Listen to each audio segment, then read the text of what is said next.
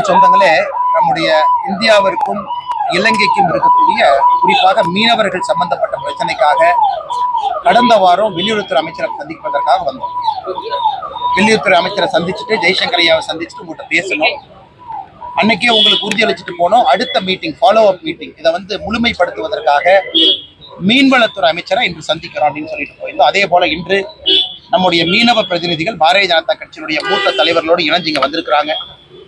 மீன்வளத்துறை அமைச்சர் ராஜீவ் ரஞ்சன் சிங் ஐயா அவர்களோடு மீன்வளத்துறையினுடைய 2 இணை அமைச்சர்கள், நம்முடைய அமைச்சர் அண்ணன் முருகன் அவர்களோடு மீன்வளத்துறையினுடைய செயலாளர், வெளியுறவுத்துறை அமைச்சர் சார்பாக அவருடைய பிரதிநிதி, இவ்வளவு பேர் நடந்த ஒரு பெரிய மீட்டிங் நடந்துச்சு. அதுல நம்முடைய மீனவ சொந்தங்கள் எல்லாம் நிறைய ஆக்கப்பூர்வமான ஆலோசனைகளை நம்முடைய அமைச்சர் அவங்களுக்கு கொடுத்தாங்க.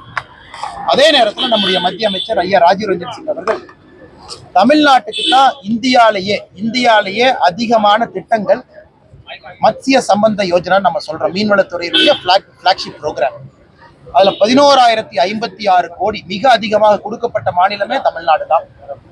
ஆழ்கடல் படகுகள் 1,20,00,000 ரூபாய், 1,20,00,000 இருக்கக்கூடிய படகுகள் 50 படகுகளுக்கு மேல நம்ம கொடுத்துருக்கோம். கடல் பாசி, அதற்கான ரிசர்ச் சென்டர் ஆரம்பிச்சிருக்கோம். பல விஷயங்கள் பேசினாங்க. அதே நேரத்துல நம்முடைய மீனவர்கள் இலங்கை சிறையில கைதாகி இருப்பதற்கான முழு முயற்சியை வெளியுறவுத்துறை அமைச்சர் எடுத்துட்டு இருக்கிறாங்க. அதையும் இன்னைக்கு பேசணும். படகுகள் விடுவிப்பதற்கான முழு முயற்சி எடுத்துட்டு இருக்காங்க. அதையும் பேசினா மிக முக்கியமாக இன்னைக்கு மீன்வளத்துறை அமைச்சர் அவர்கள் என்ன உறுதி கொடுத்திருக்கிறாங்கன்னா, நீங்க சொன்ன எல்லா விஷயங்களையும் நான் கேட்டுக்கிட்டேன், இதை எப்படி செயல்படுத்தணும் அப்படின்னு அதிகாரிகளோட பேசி நாங்க செயல்படுத்த போறோம். குறிப்பா தமிழ்நாட்டு மீனவர்களுக்கு ஸ்பெஷல் ஸ்கீம் வேணுமா, மத்திய அரசு செயல்படுத்தும். 2வது, இலங்கை கடற்பரப்பு சம்பந்தப்பட்ட பிரச்சனைக்கு மீன்வளத்துறை அமைச்சர் திரு ராஜீவ் ரஞ்சன் சிங் அவர்களும் வெளியுறவுத்துறை அமைச்சர் திரு ஜெய்சங்கர் அவங்க 2 மீட்டிங் நம்ம முடிச்சிட்டோம். 2 பேரும் நம்முடைய பாரத பிரதமர் நரேந்திர மோடி ஐயாவை சந்திக்க போறாங்க. ஏன்னா மீனவருடைய கருத்துக்களை 2 பேரும் தனித்தனியா கேட்டாங்க. 2 பேரும் மோடி ஐயா எடுத்துட்டு போக போறாங்க. இதுக்கு என்ன மாதிரி சொல்யூஷன் கொடுக்கலாம், குறிப்பாக மீனவர்கள் அவங்க இன்னைக்கு கடல் பரப்பு ரொம்ப குறைஞ்சிருச்சு, அவர்களுக்கு கேஜ் ஃபிஷிங் மாதிரி கொடுக்கலாமா, கடல் பாசி சம்பந்தப்பட்ட விஷயத்தை கொடுக்கலாமா, குறிப்பாக நம்முடைய கடல் பரப்புல இளைஞர்களுக்கு வேலை வாய்ப்பை எப்படி உருவாக்கலாம், இது சம்பந்தமான நாங்க பேசிட்டு பிரதமர் ஐயா எடுத்துட்டு போறோம்னு. அதனால மிகுந்த ஆக்கப்பூர்வமான நம்பிக்கை கொடுக்கக்கூடிய ஒரு அற்புதமான மீட்டிங் நடந்திருக்கு. நம்முடைய மீனவ பிரதிநிதிகளும் ரொம்ப சந்தோஷப்பட்டாங்க. எனக்கு கிட்டத்தட்ட 1.5 மணி நேரத்துக்கு மேல அமைச்சர் நேரம் கொடுத்து பேசியிருக்காங்க. அதனால இந்த செய்தியை முதல்ல பத்திரிகை நண்பர்களுக்கு தெரியப்படுத்துறோம். அதை தாண்டி உங்களுக்கு கேள்விகள் இருக்கும், ஒன்னொன்னா கேளுங்கன்னா பதில் சொல்லுங்க. சார், எடப்பாடி பழனிசாமி அவர்கள் அமித்ஷாஜியை சந்திச்சுட்டு போயிருக்காரு நேற்று முன்தினம். அந்த சந்திப்பிற்கு பிறகு முதல் முறையாக நீங்க தலைநகர் டெல்லிக்கு வந்திருக்கீங்க. உள்துறை அமைச்சர் அமித்ஷாவை சந்திக்க நேரம் கேட்டிருப்பதாக தெரிகிறது. சந்திப்பு இருக்கா? நேற்று நான் பார்த்தேன், நம்முடைய உள்துறை அமைச்சருடைய இல்லத்திற்கு வெளியே நம்முடைய பத்திரிகை நண்பர்கள் 2 பேர் இருந்தீங்கன்னா, நான் அதனால எதையும் மறைக்க விரும்பல. நான் உள்துறை அமைச்சர் அமித்ஷா அவர்கள் நான் சந்திச்சிருக்கேன். அதே போல நம்முடைய தேசிய தலைவர் ஐயா நட்டா அவர்களையும் சந்திச்சிருக்கேன். அதே போல நம்முடைய அமைப்பு பொதுச்செயலாளர் ஐயா சந்தோஷ் அவர்களையும் சந்திச்சிருக்கேன். 3 பேர் என்ன அதிகாரப்பூர்வமா நம்ம சந்திக்கணுமோ சந்திச்சிருக்கோம். குறிப்பாக தமிழக பாரதிய ஜனதா கட்சியினுடைய கட்சி வளர்ச்சி எப்படி நம்ம வளர்ந்து கொண்டிருக்கிறோம், என்ன செஞ்சுட்டு இருக்கோம். 2026 தேர்தலை பொறுத்தவரை ஒரு விஷயத்துல நாம் எல்லோரும் தெளிவாக இருக்கின்றோம். இது தமிழகத்திற்கு மிக முக்கியமான தேர்தல் என்பதுல ரொம்ப தெளிவா இருக்கு. ஏன்னா நாங்க இன்னைக்கு பாரதிய ஜனதா கட்சி, நாங்க இன்னைக்கு ஆளுகின்ற கட்சி திராவிட முன்னேற்ற கழகத்தின் மீது நம்ம குற்றம் சுமத்துறோம். அவர்கள் செய்யக்கூடிய தவறுகள் எங்களுடைய பார்வையில மக்கள் முன்னாடி எடுத்து வைக்கிறோம். அதனால் எங்களை பொறுத்தவரை, குறிப்பாக என்னை பொறுத்தவரை மாநில தலைவராக இந்த விஷயத்துல 2026 தமிழக மக்களுடைய நலனுக்கான தேர்தல் என்று நான் பார்க்கின்றேன். அதான் கட்சி பார்க்கிறோம், தலைவர்கள் எல்லாரும் பார்க்கிறோம். அதுல அடுத்த கேள்வி நீங்க கேட்பீங்க, அப்படி பார்க்கும் பொழுது கூட்டணி எல்லாம் எப்படி? கூட்டணிக்கான நேரம், காலம், அவகாசம் அதற்கு இன்னும் ரொம்ப தூரம் இருக்கணும். இன்னும் உங்களுக்கு கிட்டத்தட்ட 9 மாசம் 10 மாசம் இருக்கு. இன்னும் நிறைய விஷயங்கள் கிரவுண்ட்ல நடந்துகிட்டு இருக்கு. இன்னைக்கு கட்சி நலன் முக்கியம், பாரதிய ஜனதா கட்சி எப்படி போகணும்னு முக்கியம். அதை விட முக்கியம் தமிழக மக்களுடைய நலன். கட்சி வளர்ச்சி முக்கியமா, தமிழக மக்களுடைய நலன் முக்கியம்னு கேட்டீங்கன்னா, தமிழக மக்களுடைய நலன் இன்னைக்கு முக்கியமா இருக்கு. அதனால இது எல்லாம் பேசியிருக்காங்க, நம்முடைய மூத்த தலைவர்கள் ஆலோசிக்கிறாங்க. அதனால கூட்டணி சம்பந்தமாக தகுந்த நேரத்துல நம்முடைய தலைவர்கள் பேசுவாங்க. மாநில தலைவராக என்னுடைய கருத்து என்ன சொல்லணும் தலைவர்களுக்கு சொல்லியிருக்கேன், ஃபீட்பேக் என்ன தலைவர்களுக்கு சொல்லியிருக்கேன். அதே நேரத்தில் 2026 திராவிட முன்னேற்ற கழகம் தமிழகத்தில் ஆட்சியிலிருந்து இறக்கப்பட வேண்டும் என்கின்ற தொண்டர்களுடைய கருத்தையும் நம்முடைய தலைவர்களுக்கு தெரிவிச்சு. மாநில மக்களுடைய நலனுக்காக இருக்கிற அப்படின்னு சொல்றீங்க. அதே சமயத்துல அதிமுகவினுடன் பாஜக கூட்டணி உறுதி செய்யப்பட்டது அப்படின்றது நேற்றுக்கு முந்தினத்திலிருந்தே தகவல் தெரிகிறது. இதை அண்ணாமலை அவர்கள் எப்படி பார்க்கிறார்? நீங்க பாஜக கூட்டணியில அதிமுக வருவதை நீங்க எப்படி வரவேற்கிறீர்களா? கூட்டணியை பற்றி இப்போதைக்கு பேச வேண்டிய அவசியம் இல்லை. காரணம் என்னன்னா, சாரி உங்களுக்கு அந்த டிஸ்டர்பன்ஸ் இருக்கு. கூட்டணியை பற்றி இப்போதைக்கு பேச வேண்டிய அவசியம் இல்லை. காரணம் என்னன்னாங்கன்னா, நேரம் காலம் ரொம்ப தூரம் இருக்கு. 2026 ஏப்ரல் மேல வரக்கூடிய தேர்தல். இன்னைக்கு நாம மார்ச் முடியும் தருவாயில் இருக்கு. கிட்டத்தட்ட ஒரு ஆண்டு முழுமையா நமக்கு இருக்கு. 10 மாத காலம் தேர்தல் சுட்டுக்கு இருக்கு. அதனால எங்களை பொறுத்தவரை ஒரு கட்சியினுடைய மாநில தலைவராக இங்க வந்து கருத்துக்களை சொல்லலாம், தொண்டர்கள் என்ன நினைக்கிறாங்கன்னு சொல்லலாம், மாநிலத்துல அரசியல் களம் எப்படி இருக்குன்னு சொல்லலாம். நான் ஏற்கனவே உங்களுக்கு சொன்ன பாருங்க, மாநிலத்தில் இருக்கக்கூடிய தமிழக மக்களுடைய நலனை பிரதானப்படுத்த வேண்டும் என்கின்ற கருத்தை நானும் ஏற்கிறேன். தொண்டர்கள் தலைவர்கள் எல்லாரும் சொல்ற கருத்து 2026 திராவிட முன்னேற்ற கழகம் ஆட்சியிலிருந்து இறக்கப்பட வேண்டும் என்கின்ற கருத்தை ஏற்றுக்கிறோம். எங்களுடைய எதிரி யாருன்னா திராவிட முன்னேற்ற கழகம், அவங்களுடைய கூட்டணி இன்னைக்கு ஆட்சியிலிருந்து இறக்கப்பட வேண்டும் என்பதுல தெல்ல தெளிவா இருக்கும். அதே நேரத்துல இன்னும் கொஞ்ச நாள்ல, இன்னும் சில நாட்கள்ல உங்களுக்கு நம்முடைய மாநில தலைவர்களுடைய தேர்தல், தேசிய தலைவர்களுடைய தேர்தல் எல்லாமே பாத்தீங்கன்னா அந்த இடத்துல நாம் இருக்கோம், அந்த அமைப்பு பருவத்துல நாம் இருக்கோம். பாரதிய ஜனதா கட்சியை பொறுத்தவரை மாவட்ட தலைவர்களுடைய தேர்தல் நம்ம முடிச்சிட்டோம். அந்த நேரத்துல என்னுடைய கருத்துக்கள் நான் தெரிவிக்கிறேங்கன்னா இன்னைக்கு நான் பேச மாநில தலைவர்ன்ற இதுல வச்சு பார்க்கும்போது அண்ணாமலை வந்து அதிமுக பாஜக கூட்டணி வருவதை நீங்கள் ஆதரிக்கிறீர்களா இல்ல ஏற்றுக்கொள்கிறீர்களா? அண்ணா, கூட்டணியை பற்றி அது எந்த கட்சியாக வேண்டுமானாலும் இருக்கட்டும், கூட்டணியை பற்றி பேச வேண்டிய நேரத்துல நாங்க பேசுறோம். இன்னைக்கு தமிழகத்தினுடைய அரசியல் களம் எப்படி இருக்கு, மக்கள் என்ன விரும்புறாங்க அப்படிங்கறத ஒரு கட்சி பிரதிபலிக்க வேண்டிய கட்டாயமும் கடமையும் எங்களுக்கு இருக்கு.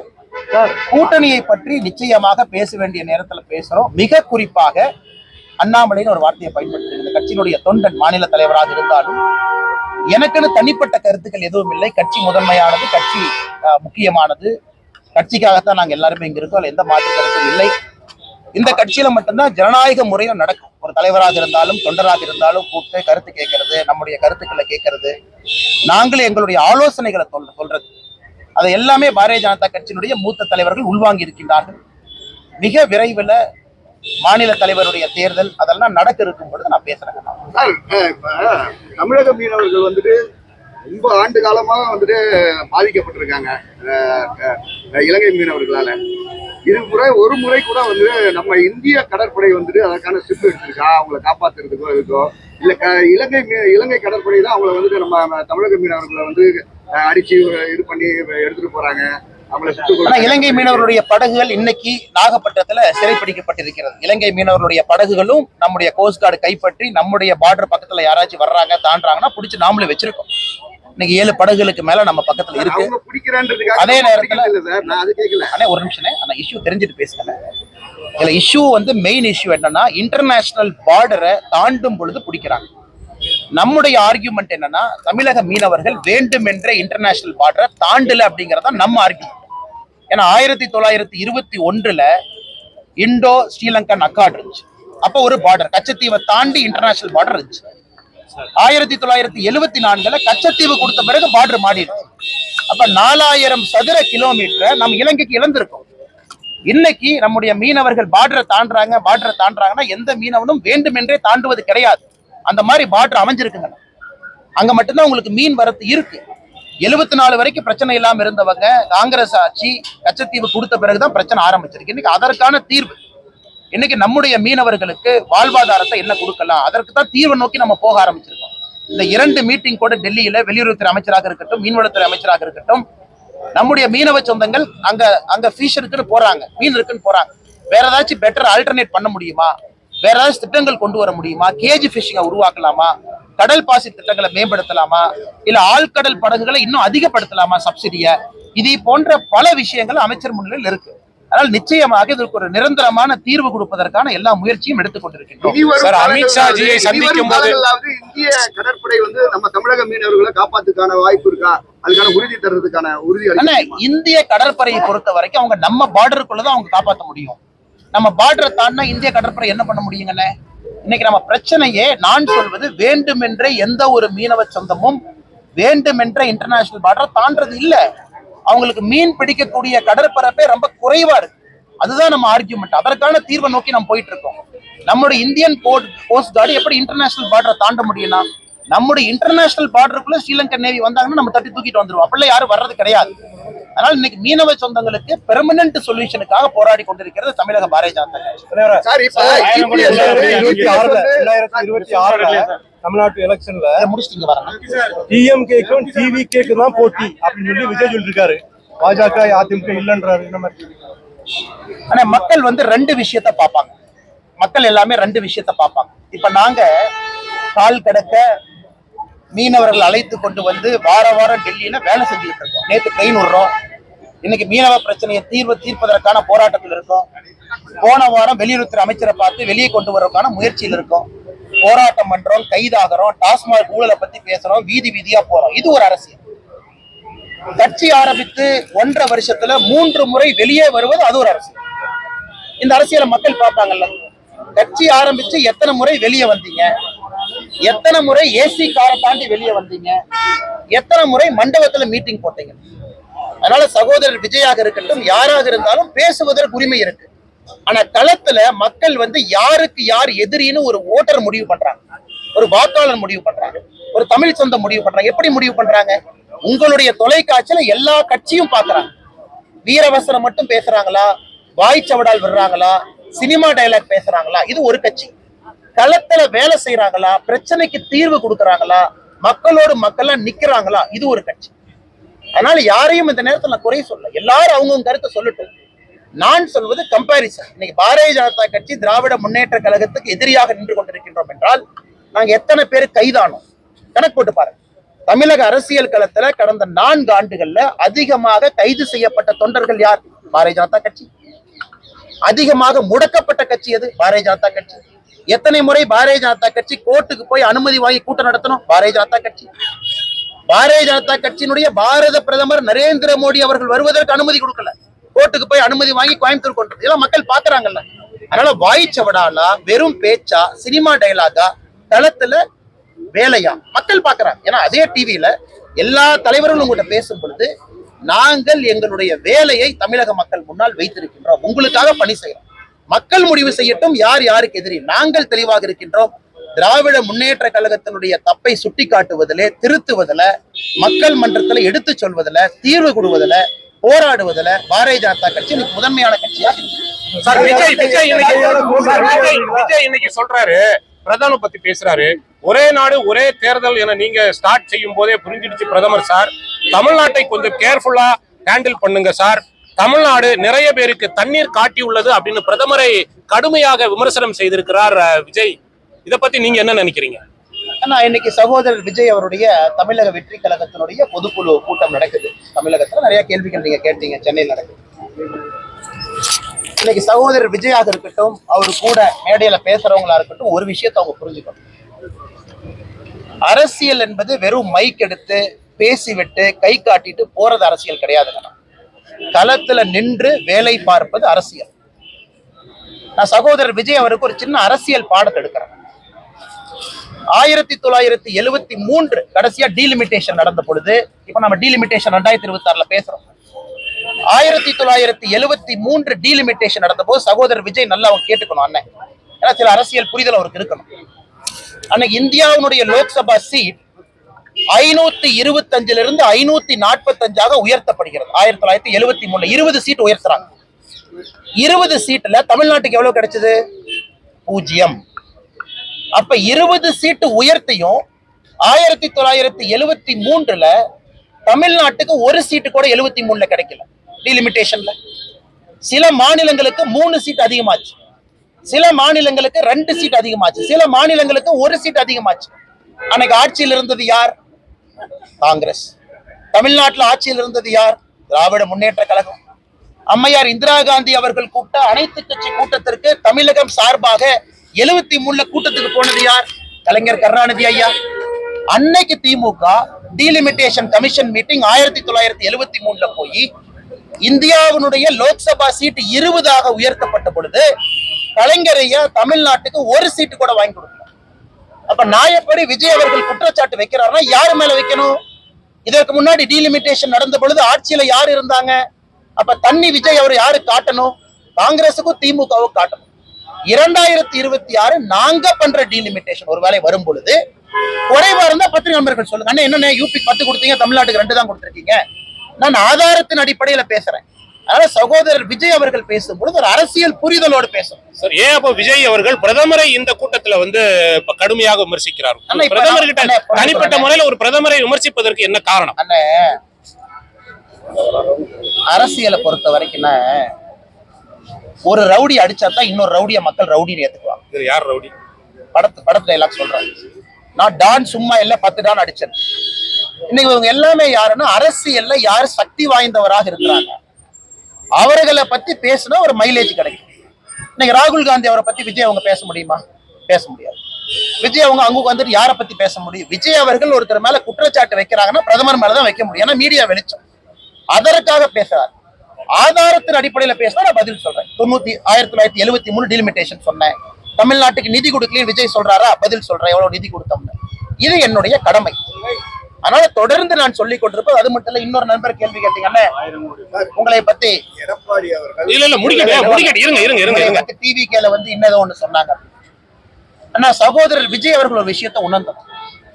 ரெட் ஜெயின் மூவிஸ்க்கு திறப்பு விழா நடத்தினதே சகோதரர் விஜய் தான். குருவி படத்துல சகோதரர் விஜய் அவர்கள் தான் ரெட் ஜெயின் மூவிய தமிழ்நாட்டு மக்களுக்கு அறிமுகப்படுத்தினார். இதான்ப்பா ரெட் ஜெயின் மூவி, முதல் படமே நான் தான். சகோதரர் விஜய் அது மட்டும் இல்ல, ரெட் ஜெயின் மூவி பீஸ்டாக இருக்கட்டும், இன்னொரு படமாக இருக்கட்டும், அதனுடைய ப்ரொடக்ஷன் மட்டும் இல்ல, டிஸ்ட்ரிபியூஷன் ரெட் ஜெயின் தான் பார்த்துச்சு.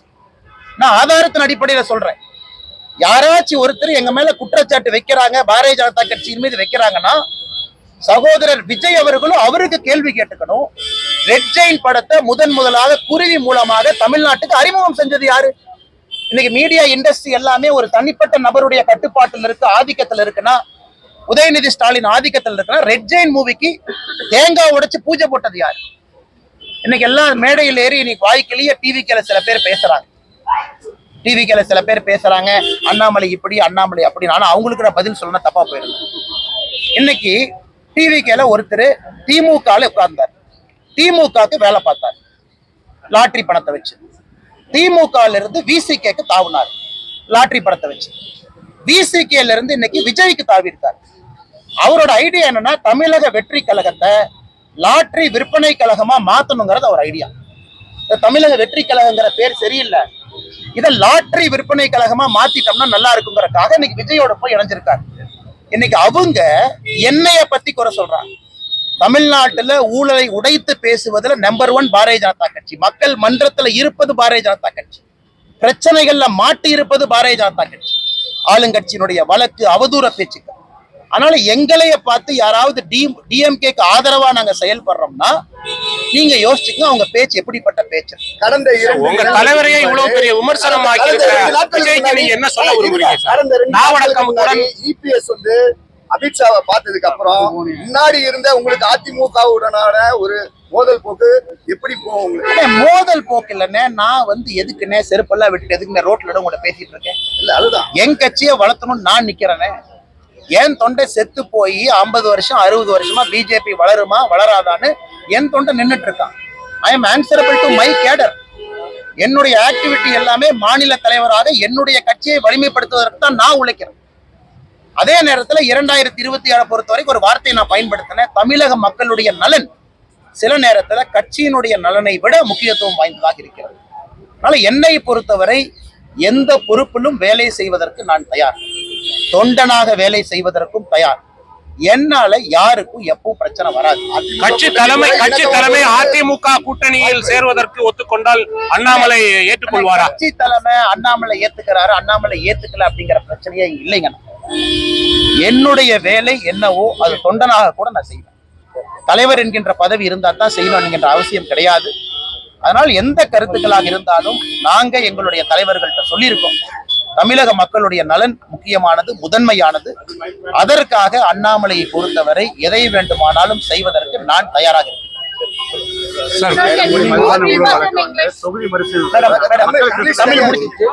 Tamil is over, English mic and கம்மியா இருக்கு. விஜய்க்கு என்ன சொல்ல விரும்புறீங்க? திமுகவோட இணக்கமான போக்கு வந்து இந்த சன் டிவி அண்ணா ராமகிருஷ்ணன்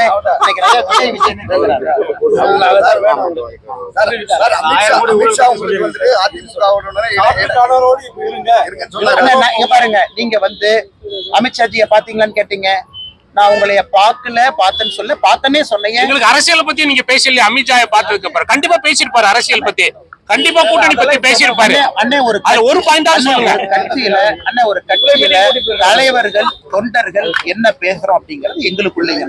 கட்சியினுடைய வளர்ச்சிக்காக எந்த நேரத்துல கூட்டணியை பற்றி பேச வேண்டும் பேசுறோம், எந்த நேரத்துல நான் உங்ககிட்ட பேசணும் பேசுறேன். இப்ப அதற்கான நேரம் இல்லைங்க. நீங்க சுமூகமா இருந்திருந்தா பரவாயில்ல.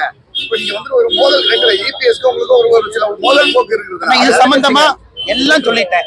புதுசா சொல்றோம்னா அலாவுதீன் அற்புத விளக்கு தினத்தந்தி பேப்பரை வாங்கிட்டு வந்து வேதாளம் முருங்குமரன் தான் சொல்லணும்.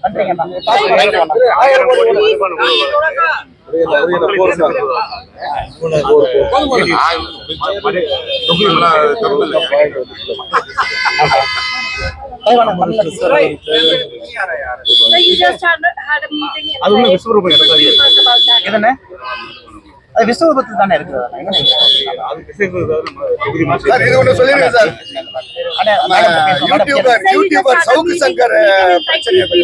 டெய்லி பேசிட்டு தானே இருக்கிறேன். நீங்க டெல்லியில எடுத்தாலும் தமிழ்நாட்டுக்கு தானே ஃபீடு போகுது.